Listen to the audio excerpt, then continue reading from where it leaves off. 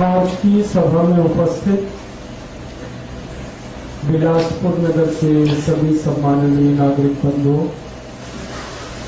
मंच पर आसीन आज की सभा में सभी बहनों,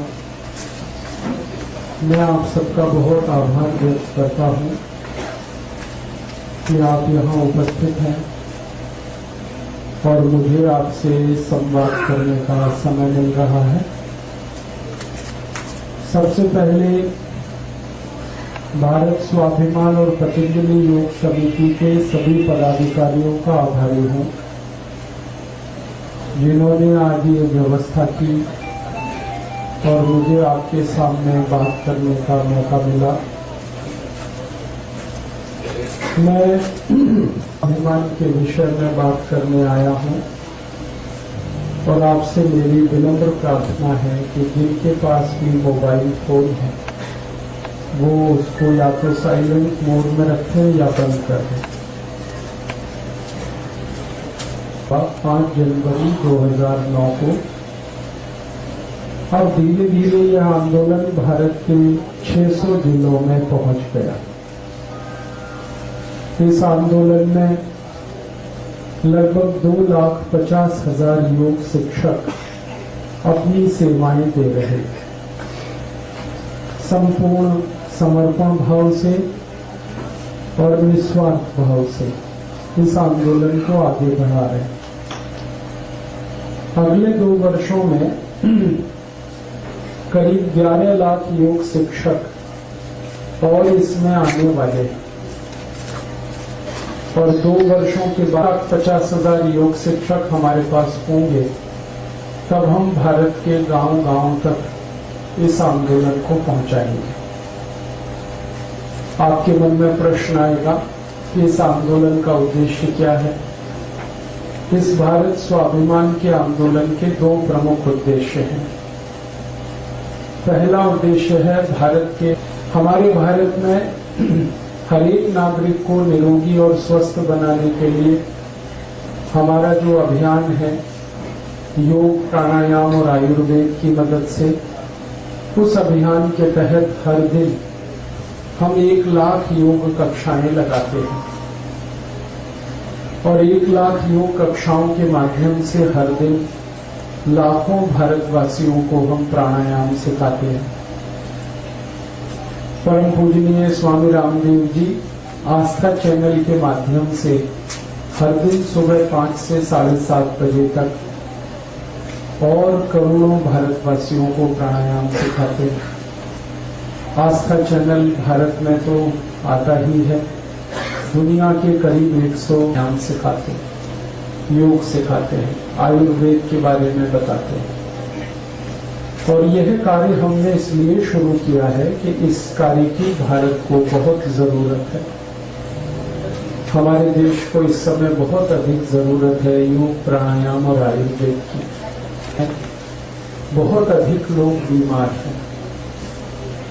सारे भारत देश में बीमार लोगों की संख्या कितनी है, ये भारत सरकार के आंकड़ों से आप समझ सकेंगे।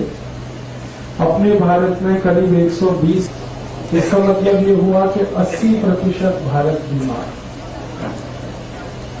इसका मतलब ये हुआ कि अगर एक परिवार में 5 व्यक्ति माने जाएं तो हर एक परिवार में औसतन 4 लोग बीमार। हमारे देश में लगभग 24 करोड़ परिवार हैं। हर परिवार में औसतन 4 लोग बीमार। सबसे बड़ी जो बीमारी है हमारे देश में खून की कमी।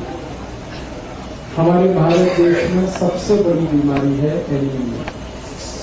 लगभग हमारे देश की 40 करोड़ माताएं, बहनें इस एनीमिया बीमारी की शिकार है और 30 करोड़ भाई हमारे देश में पुरुष इस बीमारी के शिकार है। 70 करोड़ लोग तो एनीमिया नाम की बीमारी से ही पीड़ित हैं। ये सबसे बड़ी बीमारी है संख्या के हिसाब से। इसके बाद सरकारी आंकड़े बताते हैं कि 5 करोड़ 70 लाख लोगों को भारत में डायबिटीज है और ये इतनी खतरनाक तेजी से फैल रही है डायबिटीज कि हर 2 मिनट में एक व्यक्ति की मौत हो रही है इस देश में डायबिटीज से। हर 2 मिनट में एक व्यक्ति मर जाता है डायबिटीज के कारण, और हर 1 मिनट में कोई ना कोई ऐसे कॉम्प्लिकेशंस हो जाते हैं डायबिटीज से कि व्यक्ति का जीवन हमेशा के लिए खराब हो जाता है।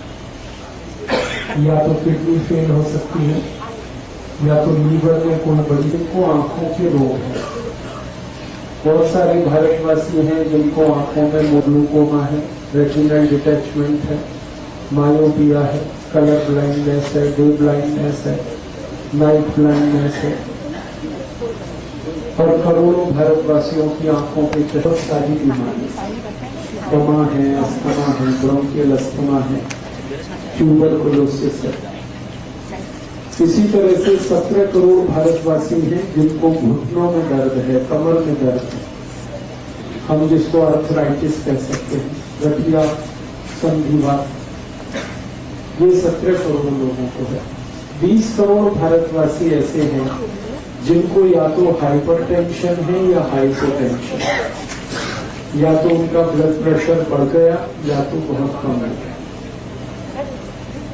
और 27 करोड़ भारतवासियों के बारे में सही है जिनको हर समय कुछ न कुछ बीमारी है, या तो उनको ये सब सूक्ष्म पोषक तत्वों की कमी के चलते बच्चे या तो शारीरिक विकलांग हैं या मानसिक विकलांग।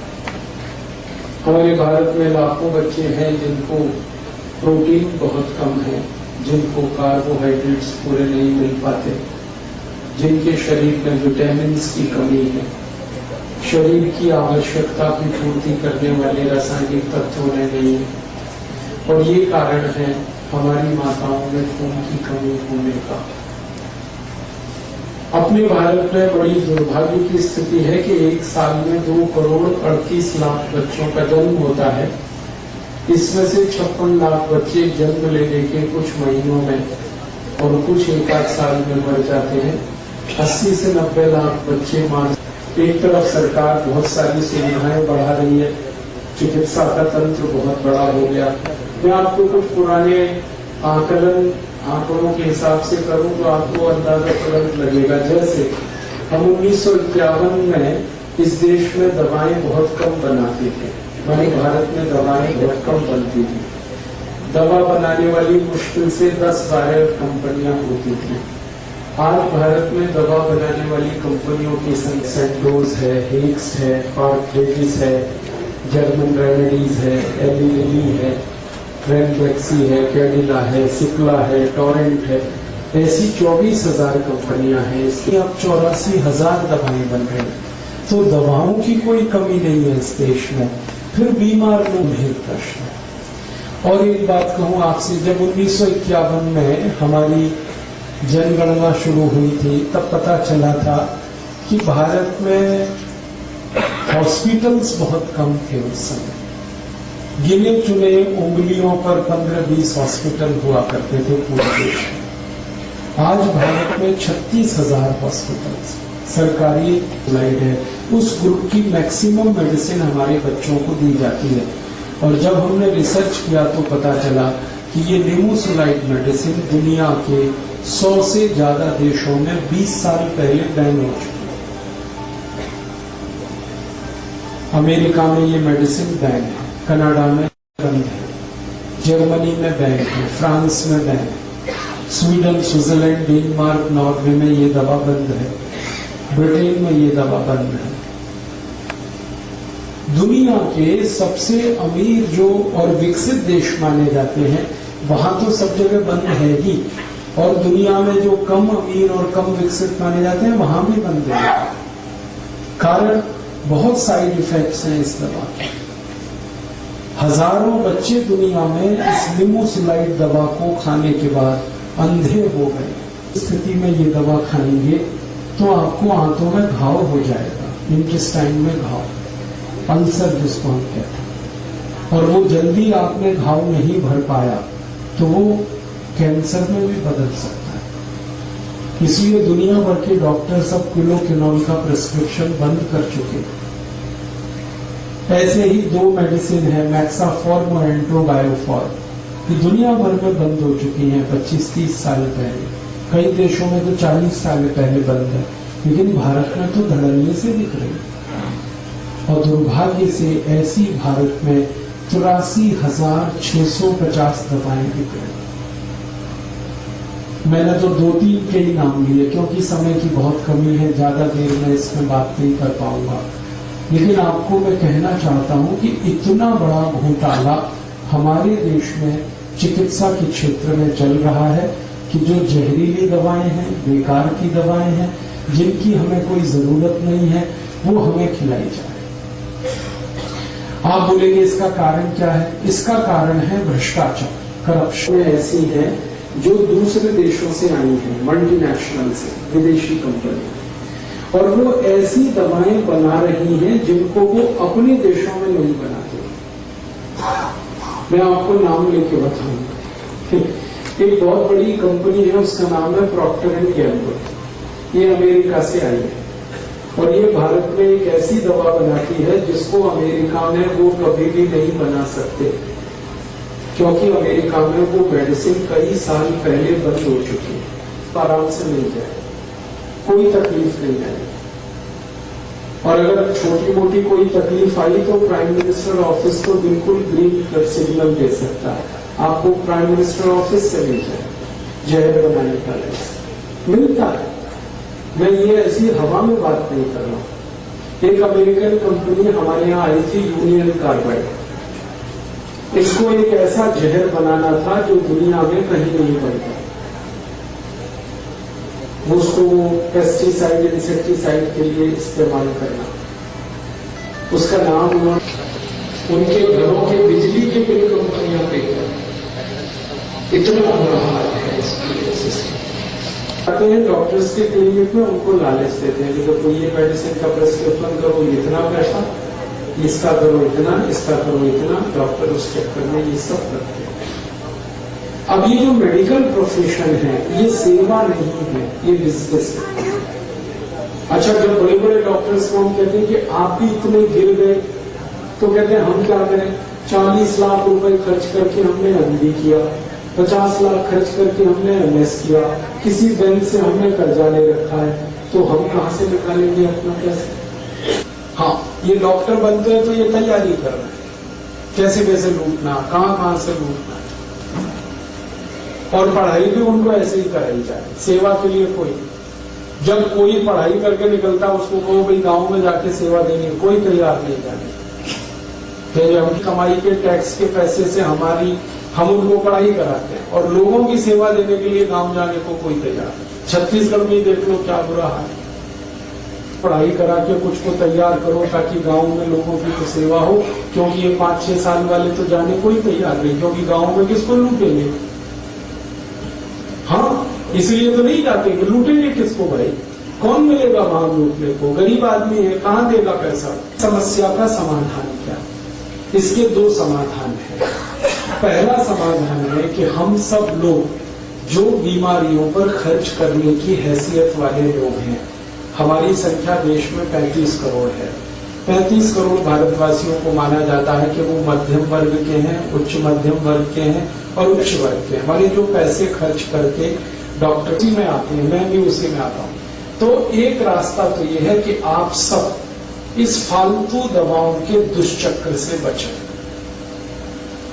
अगर बीमारी से बचना है तो आप ये फालतू दवाओं को ना खाएं। कम से कम वो दवाएं बिल्कुल ना खाएं जो दुनिया में कोई नहीं खा रहा है।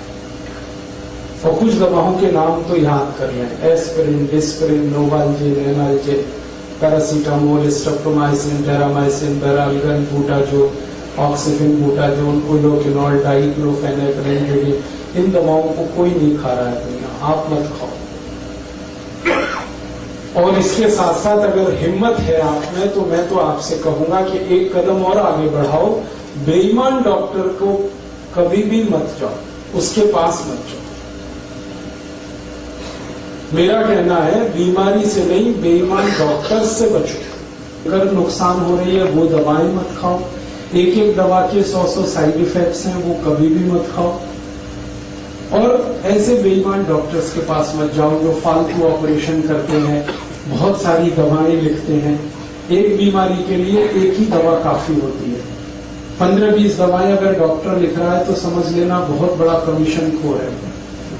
हाँ, एक ही मिनट में पता चलता है बेईमान कौन है और ईमानदार।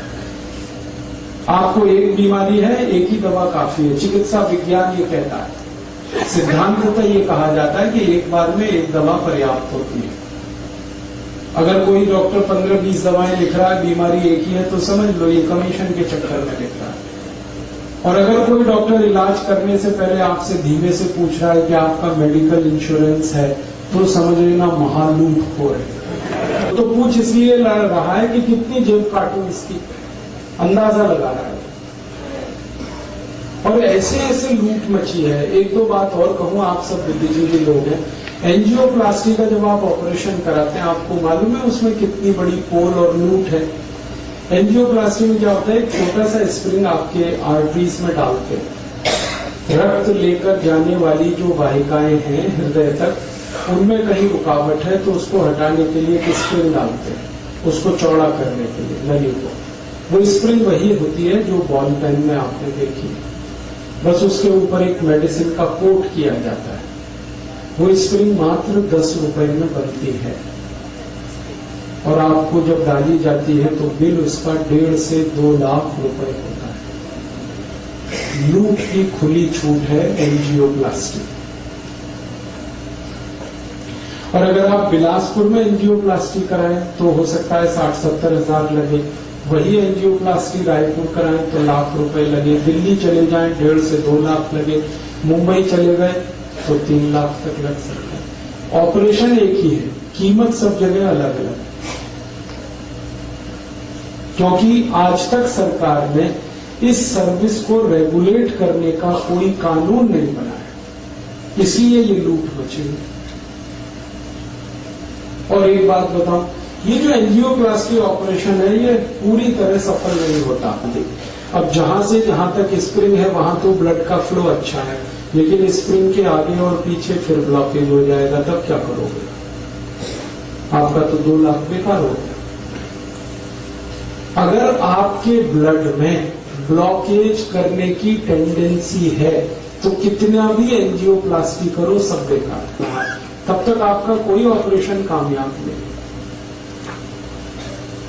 इसलिए मैंने आपसे कहा कि ये फालतू ऑपरेशंस मत कराओ, फालतू दवाएं मत खाओ, ये बेईमान जो डॉक्टर्स हैं इनके पास मत जाओ। यही एक क्या, तो आप प्राणायाम करो, योग करो, आयुर्वेद की ऐसी दवाओं का उपयोग करो जो कभी भी शरीर को पर ऐसी कृपा की है कि हजारों दवाएं आयुर्वेद में हमको निःशुल्क दी है, कोई पैसा नहीं लगता उन दवाओं का। अब जैसे मैं आपसे कहूं, बेल पत्ते से दवाएं बनती हैं बहुत सारी आयुर्वेद में। अब बेल पत्ता आप तोड़ के लाओगे, क्या पैसा खर्च होगा? कहीं भी मिलता है, तोड़ लो, आप उससे दवा बना लो, उपयोग करें। एक बहुत अच्छी घास होती है, उसको पत्थर चट्टा कहते हैं, उससे कई दवाएं बनती हैं स्टोन प्रॉब्लम की। सड़क पे लगी हुई है। अभी मैं आ रहा था मुंगेली से बिलासपुर, तो थोड़ी नजर इधर उधर डाली तो कितनी दवा लगी हुई है पत्थर चट्टा सड़क पे घास के रूप में। तोड़ लो, इस्तेमाल करो। ऐसी हजारों दवाएं हैं। किसी पेड़ का पत्ता दवा है, किसी पेड़ की जड़ दवा है, किसी पेड़ का तना दवा है, किसी पेड़ का फल दवा है, किसी पेड़ का फूल बहुत अच्छी दवा है। और हजारों तरह के पेड़ प्रकृति ने हमें दिए हैं, हमको तो बस पहचानने की देर है। दवाएं तो सब है हमारे पास। तो आप ऐसी दवाओं का उपयोग करें। और ये दवाएं जो है ना बहुत अच्छे से गंभीर बीमारियों को ठीक करती है, बहुत अच्छे से। बस एक बार हमें उपयोग करके देखने की देर है। तो मेरा निवेदन है कि आप आयुर्वेद की दवाएं उपयोग करो जिनमें कोई पैसे भी खर्च नहीं होते, शरीर को दुष्परिणाम नहीं होता। और दूसरा, योग प्राणायाम करो, इसमें तो कुछ भी खर्चा नहीं। प्राणायाम करने में तो श्वास निकालना और श्वास लेना, इसी पूरी प्रक्रिया को सीखना है। और पिछले 10 वर्षों में परम पूजनीय स्वामी रामदेव जी ने भारत के और भारत के बाहर के करोड़ों लोगों को प्राणायाम सिखाकर हर उस बीमारी से ठीक कर दिया जो एलोपैथी में कभी ठीक नहीं होती। आप जानते हैं डायबिटीज का कोई ट्रीटमेंट नहीं है एलोपैथी में, लेकिन प्राणायाम से ठीक होती है। हाइपरटेंशन का ट्रीटमेंट नहीं है एलोपैथी में, और हाइपोटेंशन की तो दवा नहीं है एलोपैथी में, ये प्राणायाम से दोनों ठीक हो जाते हैं। अर्थराइटिस का कोई ट्रीटमेंट नहीं, गाउट का कोई ट्रीटमेंट नहीं, लेकिन प्राणायाम से ठीक होता है। हमारे शरीर में कई गंभीर बीमारियां हैं, माताओं को गर्भाशय में गांठ हो जाए, ट्यूमर हो जाए, कोई नहीं करेगा ठीक उसको एलोपैथी में, प्राणायाम से ठीक होता है। ब्रेन ट्यूमर ठीक होता है, यूट्रस ट्यूमर ठीक होता है, ओवरी का ट्यूमर ठीक हो जाता है, सर्विक्स का कैंसर ठीक होता है, थ्रोट कैंसर ठीक हो रहा है, ओसियोफेगस ट्यूब कैंसर ठीक हो रहा है। कैंसर में प्राणायाम काम कर रहा है और कैंसर ठीक हो रहा है। और कैंसर इतने अच्छे से, और अब अमेरिकन साइंटिस्ट आने वाले हैं। जनवरी के महीने में बहुत बड़ा कॉन्फ्रेंस हो रहा है हरिद्वार में, इंटरनेशनल कॉन्फ्रेंस हो रहा है। उसमें आ रहे हैं बहुत सारे विशेषज्ञ ये सीखने जानने कि कैंसर कैसे ठीक हो रहा है प्राणायाम से। तो जब प्राणायाम से कैंसर ठीक हो रहा है, डायबिटीज ठीक हो रही है, हाइपरटेंशन ठीक हो रहा है, अर्थराइटिस ठीक हो रहा है, दमास्थमा ठीक हो रहा है, ट्यूबरकुलोसिस ठीक हो रहा है, जो बीमारियां बिल्कुल लाइलाज मानी जाती हैं दुनिया में वो ठीक हो रही है, तो हम क्यों ना इसका उपयोग करें, फालतू में एलोपैथी के चक्कर में पैसे बर्बाद करें। तो मेरी आपको यही एक सलाह है, निवेदन है कि आप प्राणायाम करें, योगासन करें और आयुर्वेद की कुछ दवाओं का उपयोग कर लें, तो आपकी लगभग हर बड़ी बीमारी आप ठीक कर पाएंगे। हमने पिछले 10 साल में ये करके देखा है कि 90% से ज्यादा बीमारियां तो हम खुद ही ठीक कर सकते हैं अपनी, 90% से ज्यादा। हमारे भारत देश को हम एक स्वस्थ देश बना सकते हैं, सुखी देश बना सकते हैं बिना एक पैसा खर्च किए, बस हमें थोड़ा प्रयास करना है। तो आपसे मेरी यही दरखास्त, जरूरत पड़ने पर आयुर्वेद की दवाएं उपयोग करें। आप ये जरूर पूछ सकते हैं कि हमें पता नहीं है तो मैं आज आपको कुछ जरूर गंभीर बीमारियों के बारे में बताना चाहता हूं। आपके पास अगर डायरी है तो आप जरूर प्राणायाम की मदद से, योग की मदद से, आयुर्वेद की दवाओं की मदद से, हर आदमी को इसकी जानकारी की जरूरत है। मैं शुरू करता हूं डायबिटीज से, जो सबसे खराब बीमारी है। डायबिटीज भारत में 5,70,00,000 लोगों को है और 3 करोड़ को हो जाएगी अगले कुछ सालों में, सरकार ये कह रही है। हर 2 मिनट में एक मौत हो रही है डायबिटीज से, और कॉम्प्लिकेशंस तो बहुत हो रहे हैं। किसी की किडनी खराब हो रही है, किसी का लीवर खराब हो रहा है, किसी को ब्रेन हेमरेज हो रहा है, किसी को पैरालिसिस हो रहा है, किसी को ब्रेन स्ट्रोक आ रहा है, किसी को कार्डियक अरेस्ट हो रहा है, किसी को हार्ट अटैक आ रहा है। कॉम्प्लिकेशंस बहुत हैं, खतरनाक हैं डायबिटीज के। तो ऐसी स्थिति में हम क्या करें? मेरी तो एक छोटी सी आपको गुजारिश है, सलाह है कि आप इंसुलिन पर ज्यादा निर्भर ना करें, क्योंकि ये इंसुलिन है ना भस्त्रिका प्राणायाम, 5 मिनट रोज सवेरे खाली पेट, डायबिटीज के हर एक पेशेंट को 5 मिनट भस्त्रिका। भस्त्रिका तो बहुत सरल है, आराम से बैठ जाएं जैसे मैं बैठा हुआ, और आपकी उंगली और अंगूठे को इस तरह से स्पर्श करें ध्यान मुद्रा में, और लंबी सांस भरें, लंबी सांस छोड़ें, बस ये भस्त्रिका। धीरे धीरे सांस भरें, धीरे धीरे सांस छोड़ें, लंबी सांस भरें, गहरी सांस छोड़ें। इसको 5 मिनट लगातार करें। इसके बाद कपालभाति, कपालभाति आधा घंटे करें, लगातार करें। कपालभाति में क्या है? झटके के साथ और ताकत से सांस को बाहर निकालना, और सांस के निकालने पर ध्यान देना है, लेने पे ज्यादा परेशानी आपको नहीं करनी। लेने का काम तो शरीर खुद कर लेगा, निकालने का ध्यान रखना है। झटके से सांस निकालनी है, ताकत से निकालनी, और जब सांस निकालेंगे तो पेट अंदर जाएगा, बस सीधी सी बात। एक बार मैं आपको दिखाता हूं, आपको तुरंत समझ में आ जाएगा।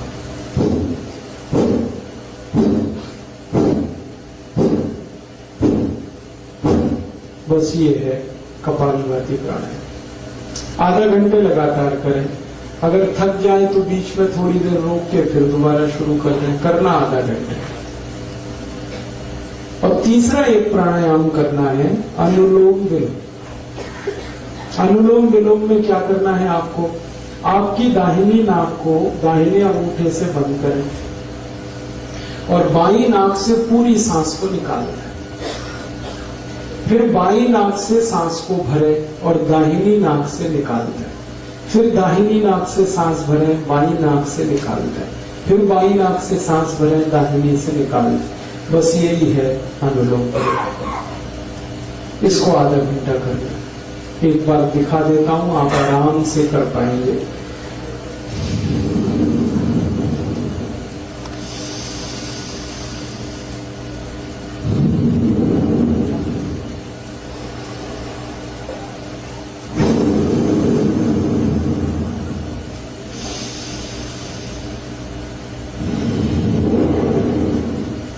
बस आधा घंटे ये कर दें अनुलोम विलोम, आधा घंटे कपालभाति, 5 मिनट बसते का।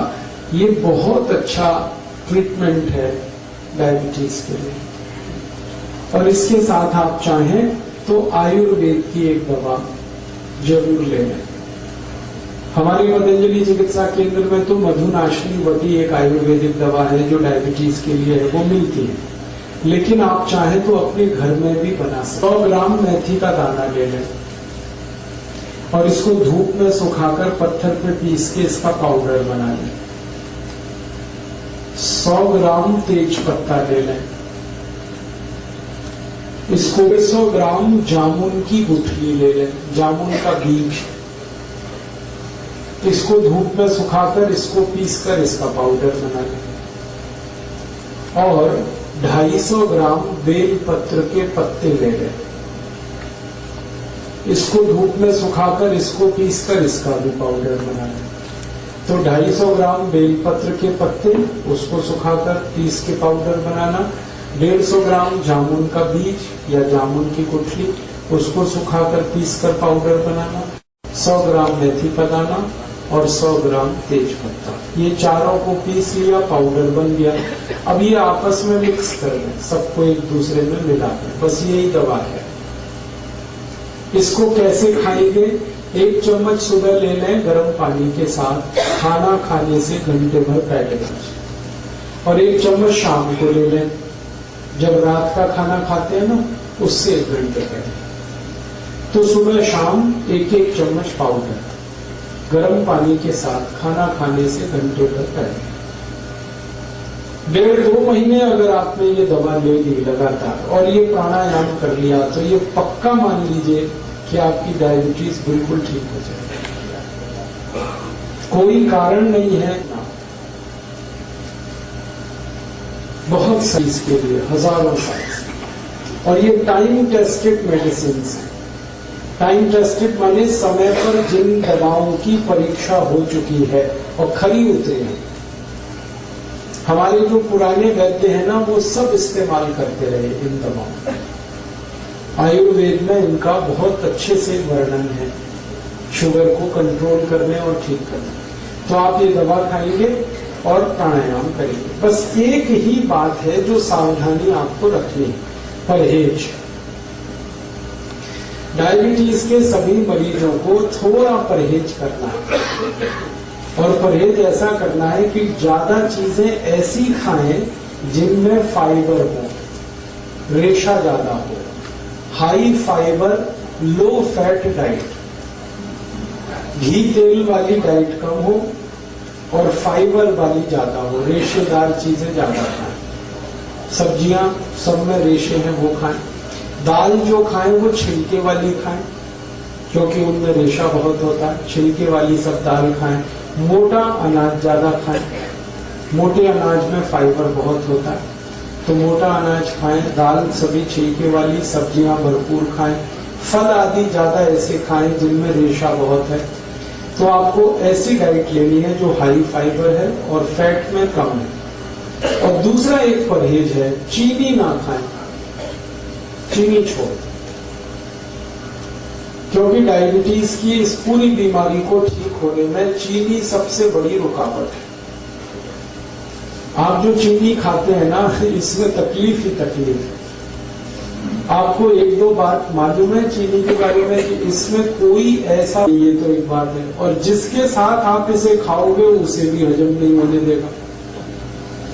जैसे खाने के साथ आपने चीनी खाई तो चीनी तो हजम होगी नहीं, खाने को भी नहीं हजम होने देगी।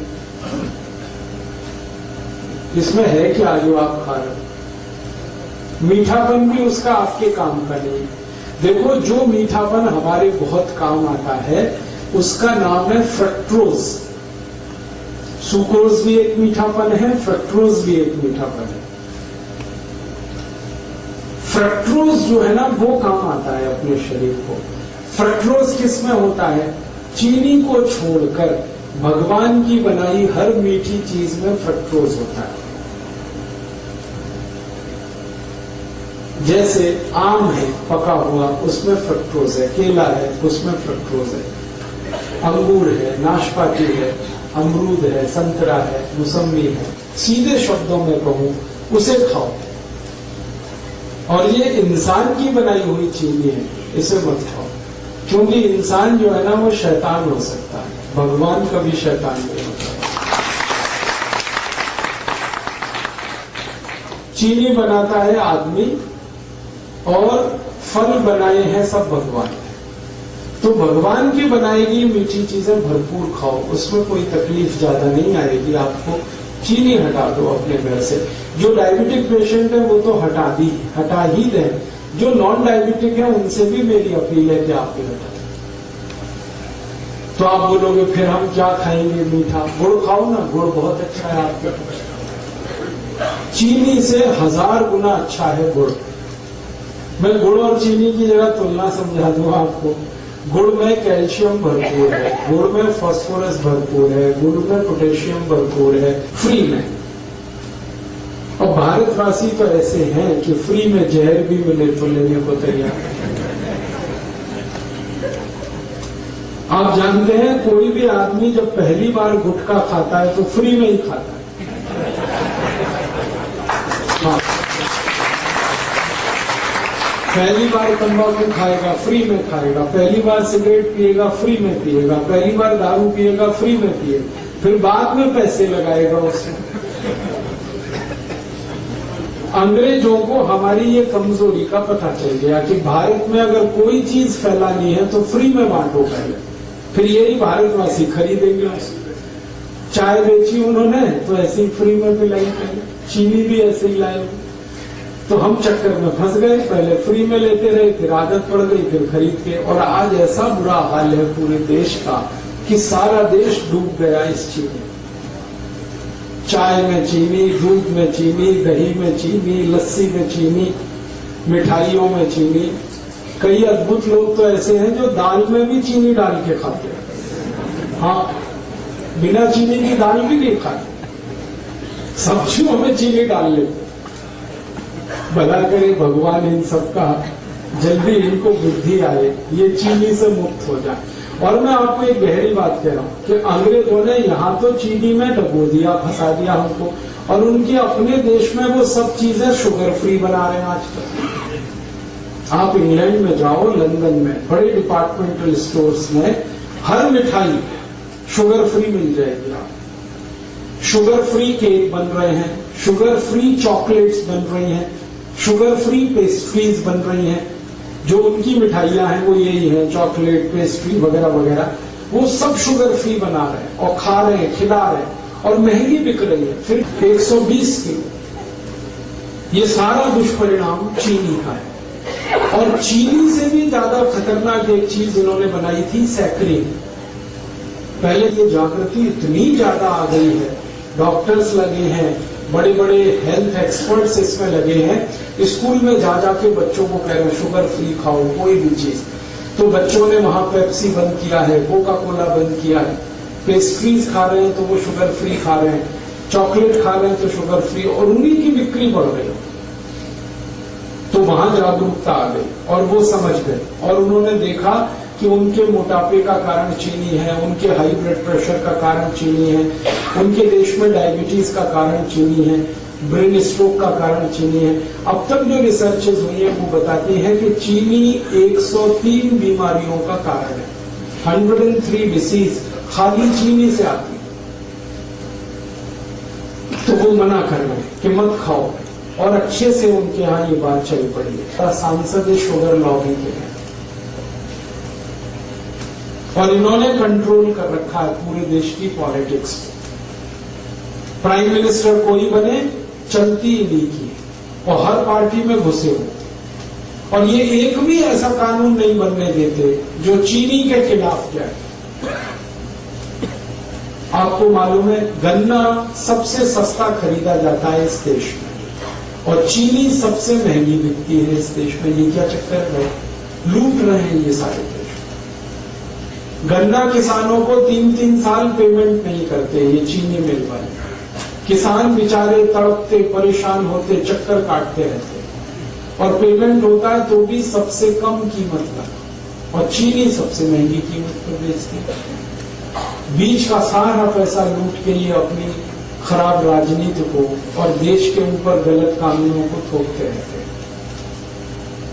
तो अगर आप चाहते हैं कि ये देश करप्शन फ्री हो और इस देश के भ्रष्ट नेताओं को हम किनारे करने में, खाना खाएंगे उसको हजम होने में, डाइजेस्ट होने में सामान्य रूप से 6 घंटे लगते हैं, लेकिन अगर आपने गुड़ खा लिया तो 4 घंटे में ही वो खाना आपका पचेगा।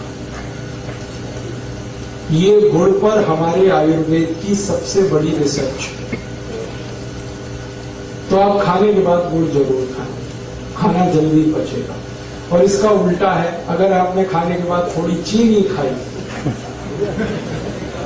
तो ये खाना तो पचेगा नहीं कम से कम 8 घंटे तक, और वो चीनी को पचाने में पूरा खाना बर्बाद हो जाएगा, लेकिन चीनी पचेगी नहीं।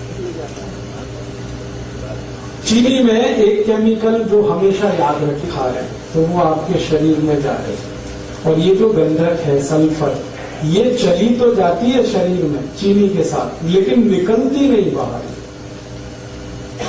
हमारे शरीर की ऐसी व्यवस्था है जिसमें कोई गंदगी, कोई कचरा गया तो या तो यूरिन के साथ निकल जाएगा, पेशाब के साथ, नहीं तो स्टूल के साथ, मल के साथ, नहीं तो पसीने के साथ निकल जाएगा, कभी जरूरत हुई तो बलगम के साथ निकल जाएगा। भगवान ने व्यवस्था बनाई, लेकिन चीनी का जो सल्फर है ये नहीं निकलता, ये जमा होता रहता है, रक्त में जमा होता है, खून में जमा होता है, और एक लिमिट जब ये क्रॉस कर जाती, भारत से गए तो चीनी भी उनके साथ हम भेज देते, सारी चीनी मिलें उठा के वो ले जाते यहाँ से, क्योंकि इसमें कबाड़ और कचरा है और कुछ है नहीं, तो देश का भला हो जाता।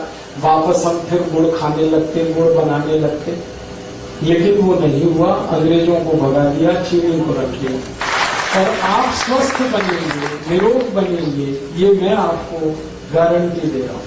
आप चीनी छोड़ के आज से शुरू करके देखिए, 15 दिन में वेट कर लीजिए, आपको आश्चर्य लगेगा कि आपका वजन कम हो रहा है। 15 दिन में कितना भी वेट आपका बढ़ा है, चीनी छोड़ के देखिए, सब वजन कम हो जाए। तोन बाहर निकली है, पेट बाहर निकला है, चीनी छोड़ के देखिए, पेट अंदर चला जाए। घुटने का दर्द है, कमर का दर्द है, कंधे का दर्द है, सब में आराम हो जाए। नींद अच्छी नहीं, छोड़ के देखिए, कम हो जाए। माइग्रेन आपका जो है ना बहुत तकलीफ दे रहा है, चीनी छोड़ के देखिए, खत्म हो। एक चीनी छोड़ते ही बहुत तरह के रिलीफ होना शुरू होते हैं, और आप सबसे बड़ा रिलीफ ये पाएंगे कि आपको शरीर हल्का लगेगा हर तरह से। छोड़ते देखिए, हमने हजारों की छुड़वाई और सब एक ही बात कहते हैं, वजन कम हो गया, पहले से अच्छी नींद आ रही है, घुटने का दर्द कम हो गया, कमर का दर्द कम हो गया, कई तरह की सर्दी, जुकाम, तरह तरह की स्लोफीलिया, साइनस जैसी बीमारियों में रिलीफ आया, क्योंकि खून शुद्ध होने लगा ना, तो सब ठीक ही होने वाला है।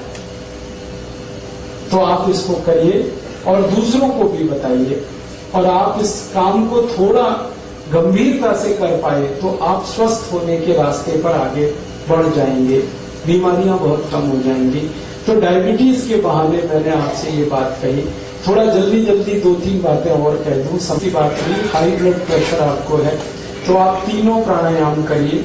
भस्त्रिका 5 मिनट, कपालभाति आधा घंटा, अनुलोम विलोम आधा घंटा, और हर दिन थोड़ी कुछ आयुर्वेदिक दवाएं ले लीजिए जो घर में ही है। जैसे बहुत अच्छी दवा आपके घर में है दालचीनी। दालचीनी मसाले के रूप में आप यूज करते हैं, वो आप खाइए। आधा चम्मच शहद, आधा चम्मच दालचीनी गर्म पानी के साथ, बहुत अच्छी दवा है। इन दोनों में से कोई एक, या तो वो या तो वो। दूसरी, आधा चम्मच लीजिए, 1 गिलास गर्म पानी में रात को भिगा दीजिए, रात भर पड़ा रहने दीजिए उसको पानी में। सवेरे उठकर पानी को पी लीजिए और मेथी दाने को चबा के खा लीजिए। ये बहुत जल्दी आपका हाई बीपी ठीक करेगा, 1.5 से 2 महीने में बिल्कुल नॉर्मल कर देगा।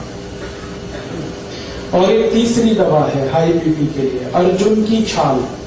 अर्जुन एक वृक्ष होता है, कहीं भी मिलता है, छत्तीसगढ़ में तो शायद हर जिले हर गांव में मिल जाता है।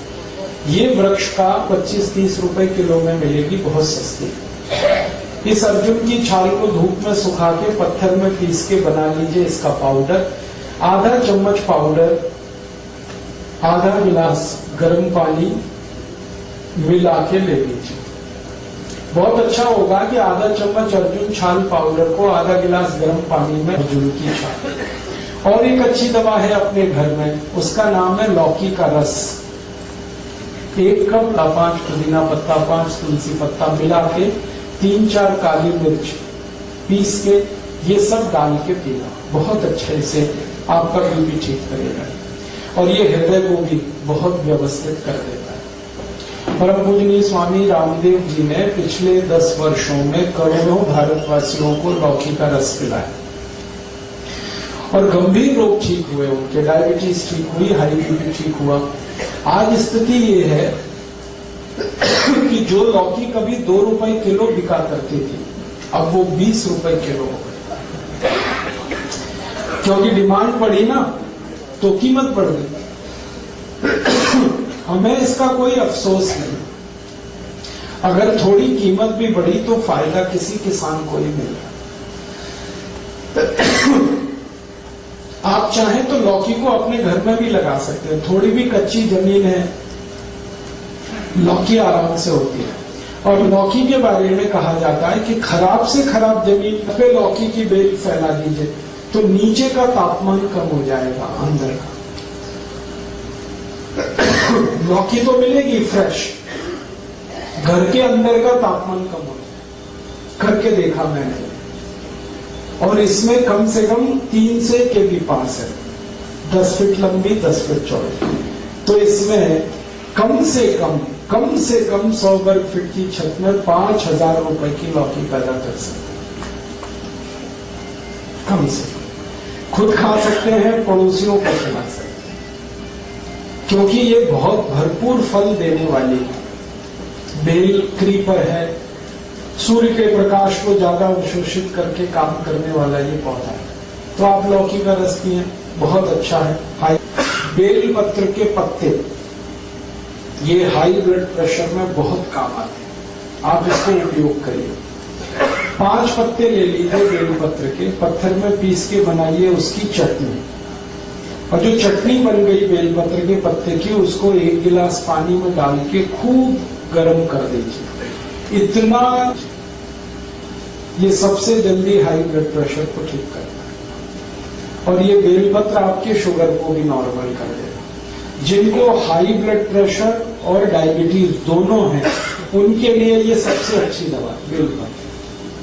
शुगर भी ठीक होगी, ब्लड प्रेशर भी ठीक। और ये बेलपत्र वही है जो हम शंकर भगवान को अर्पित करते हैं। मेरा एक निवेदन है कि आप जब शंकर भगवान को बेलपत्र अर्पित करते हैं तो शंकर जी का स्पर्श करा के ये वापस ले आइए, क्योंकि ये प्रसाद है। आप हम मंदिर में छोड़ देते हैं बेलपत्र को, पुजारी क्या करता है, वो इकट्ठा करके कचरे के डिब्बे में फेंक देता है। मैंने इसका हिसाब निकाला था कि जितने शंकर जी के मंदिर भारत में हैं, सावन के महीने में, सावन का महीना सबसे ज्यादा हमारे आधा कप रोज सुबह खाली पेट हमारी भारत की जो गाय है, जिसको हम देशी गाय कहते हैं, स्वदेशी गाय कहते हैं, इसका आधा कप मूत्र रोज सुबह खाली पेट कोई भी पिए, हाई ब्लड प्रेशर बहुत जल्दी ठीक होता है। और ये गोमूत्र बहुत अद्भुत है, ये हाई ब्लड प्रेशर को ठीक करता है, ये लो बीपी को भी ठीक कर देता है, दोनों में काम आता है। और यही गोमूत्र डायबिटीज को भी ठीक कर लेता है। अगर आप खाली गोमूत्र पी रहे हैं तो आपकी शुगर भी ठीक होगी, बीपी भी ठीक होगा। और ये गोमूत्र पिए ना तो घुटने का दर्द भी ठीक होता है, अर्थराइटिस, गाउट दोनों ठीक होता है। ये अगर गोमूत्र आप पी रहे हैं तो दमा भी ठीक होता है, अस्थमा ठीक होता है, ट्यूबरकुलोसिस ठीक हो जाता है गोमूत्र से। हमने परीक्षण करके देखा है कि अगर किसी व्यक्ति को आप एलोपैथिक मेडिसिन दें, उनकी ट्यूबरकुलोसिस एक बार ठीक होती है, दोबारा नहीं आती, इतना प्रभावी है। क्योंकि एलोपैथी में तो कोई दवा नहीं, देखो आप आयुर्वेद में बहुत दवाएं हैं, भरपूर दवाएं हैं लोगों की। सबसे अच्छी दवा है गुड़। ये जो गुड़ है ना, ये पानी में घोल के नमक मिला के नींबू का रस डाल के पिए। 1 गिलास पानी, 15-20 ग्राम या 25 ग्राम तक गुड़ मिलाओ और उसमें डालो नमक और डालो नींबू का रस और पियो। दिन में 2-3 बार पी लो, लो बीपी सबसे जल्दी ठीक होगा। और एक अच्छी दवा है लो बीपी की, बहुत बढ़िया दवा। अगर आपके पास थोड़े से पैसे हैं तो रोज अनार का रस पियो, नमक डाल, बहुत जल्दी लो बीपी ठीक होगा। अनार का रस, गन्ने का रस पियो नमक डाल के, ये भी लो बीपी ठीक है। संतरे का रस पियो नमक डाल के, ये भी लो बीपी ठीक है। अनानास का रस पी सकते हैं नमक डाल के, ये भी लो बीपी ठीक करता है। और एक बढ़िया दवा बताता हूं लो बीपी की, मिश्री और मक्खन मिला के खाओ, ये लो बीपी की सबसे अच्छी दवा है। मक्खन मिश्री, मक्खन वो जो घर में आप निकालते हैं, बाजार वाला नहीं, दही बना के उसमें से मक्खन जो निकलता है वो मक्खन ताजा और मिश्री मिला के खाओ। श्री कृष्ण भगवान की डाइट है मक्खन मिश्री, रोज खाते। और इसी की ताकत से कंस को मारा, जरासंध को मारा, इसी की ताकत से। मतलब मैं आपको बड़ी गहरी बात कह रहा हूं। डॉक्टरी की जो पढ़ाई है, इसका सिलेबस तो आप जानते हैं, यूरोपियन अमेरिकन है, वो खतरनाक, वो जल्दी डाइजेस्ट नहीं होता, वो कोलेस्ट्रॉल बढ़ता है। लेकिन हम जो दही में वो चलाते हैं ना, क्या कहते हैं उसको, मथानी, दही में मथानी चला के जो मक्खन निकलता, ये सबसे जल्दी डाइजेस्ट होने वाला फैट है। इससे जल्दी कोई चीज नहीं हजम होती है। और मक्खन के साथ अगर मिश्री मिक्स हो गई तो ये एक दूसरे के ऐसे जबरदस्त दोस्त हैं कि इनका कहना। मेरा तो आप सभी को निवेदन है कि आपके घर के छोटे लो बीपी में इतने अच्छे लाके पिए, 1 गिलास दूध, 1 चम्मच घी, और घी ये गाय वाला, ना मिले तो भैंस वाला भी चलेगा, लेकिन अच्छा गाय वाला, और गाय वही जो देशी। 1 चम्मच घी, 1 गिलास दूध, रोज रात को पी के सो जाओ। है नमक का पानी पियो, पानी में नमक डाल के पीते हो। जो सबसे गरीब लोग हैं, जो ना मक्खन खा सकते हैं, ना मिश्री खरीद सकते हैं, ना गन्ने का रस, ना अनार का रस, तो उनको बता दो कि पानी और नमक इतना तो पी सकते हैं। और गर्म पानी के साथ, आधा चम्मच दालचीनी, आधा चम्मच शहद, गर्म पानी के साथ। पेट से जुड़ी हुई कुछ बातें कर लें। हमारे पेट, अजवाइन ले लें, कच्ची अजवाइन सबके घर में है, आधा चम्मच अजवाइन, 1 चम्मच गुड़, दोनों मिलाएं और चबा के खाएं। पीछे से गर्म पानी पी लें, और ये रात में ही खाएं सोते समय।